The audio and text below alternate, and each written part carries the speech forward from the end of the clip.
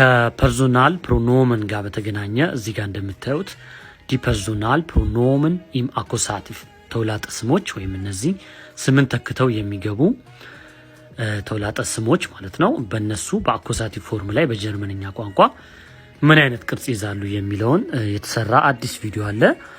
እንደምታዩት እዚህ ጋር ኖሚናቲቭ ፎርማቸው ich du er sie es ihr wir sie sie የሚለው እኛ፣ እኔ፣ አንቺ፣ አንተ፣ እሱ፣ እሷ ለገለልተኛ እንደምታዩት እስከ ጥግ ድረስ ያለው በኖሚናቲቭ ከዚህ በፊት የተሰራም ቪዲዮ አለ።